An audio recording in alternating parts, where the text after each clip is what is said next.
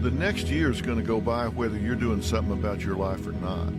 Write down what you're trying to get done. Write down what you need to get done on a long-term basis and what you need to get done on a short-term basis. And write off a checklist. Force yourself. Be accountable. The difference between a dream and a goal is a timeline and accountability. Yeah. Accountability is gigantic. You got to have somebody, whether it's yourself or a friend or somebody, that's going to say, look, did you do what you said you were going to do by this time? And if you don't, hold your feet to the fire. Because, I mean, just sitting around dreaming someday, someday I'm going to get a different job. Someday I'm going to change this.